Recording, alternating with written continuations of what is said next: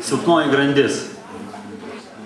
Poetui Aivarui Veikniui, kuriam nekart esu pažadėjęs, kad ir aš parašysiu sonetą. Ir aš, sapnuodamas, kad esame atsakę į viską, į tavo ir mano klausimus, kurie vis dažniau sutampa, ištrūksta, sulimpa, sutampa, lyg būtumėm čia atėję tikri, nepatrūkę, vis neužmiegantis, kojomis siekiantis dugną, kurio ir nėra ir nebuvo tavo sapne, kurį vis dažniau sapnuoju, iki šiol nedrįsdamas atsiklausti.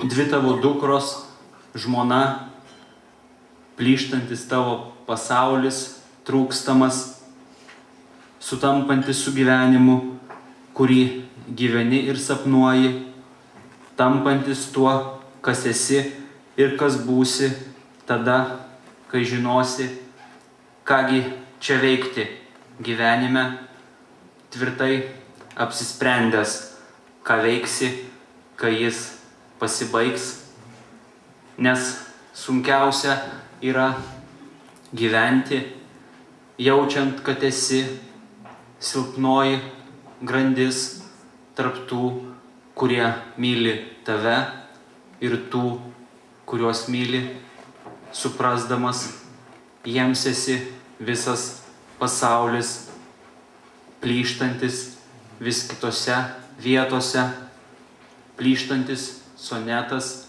įtrūkę šešėliai, kuriuos mėgini prakalbinti, sujungti, apšviesti sidabro grandinėle, įaugusią nuo vaikystės, sutrūkusią keliose vietose, dvi tavo dukros mažais piršteliais mėginančios sujungti, išsaugoti tai, kas esi, ko seniai nenešioji, grandis tarp tavęs ir tarp jų, grandis tarp tavęs ir eilėraščio, susitraukusi molekulės grandinė, atomai, rūgštys, kylančios grandininės reakcijos, kuriuose ir esi, sprogstantis, nudeginantis jų pirštelius, pasiliekantis tuo, kas buvai.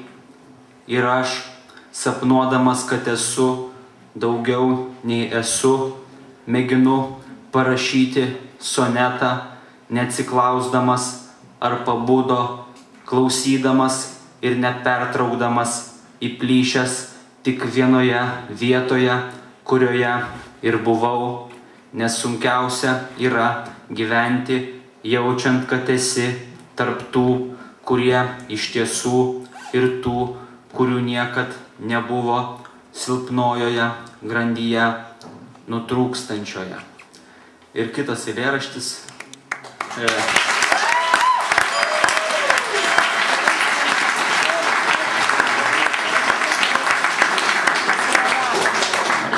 Kalbėsiu tiesiai šviesiai, šią savaitę pirmą kartą gyvenime pabandžiau parašyti sonetą ir jį pavadinau Vykdant pažadą.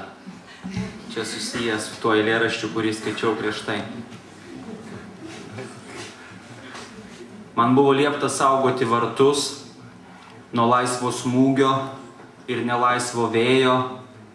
Buvau suklupęs gal tik 2 kartus, nemirtinai, tad noras nepraėjo stovėti vartuose, nors jau gana, nors jau draugai sutemus išsiskirstę, ir nesvarbu visai, kad dar gana, aš vis dar stoviu ir regiu, užvirpsto pasaulis kitas, kuriame esu, ne savo kūnu, ne savo balsu, atrėmęs smūgį ir sugavęs vėją, pasižadėjęs būti per naktis, ir nesvarbu, matys ar nematys, kad čia ne aš, kad iš savęs išėjęs.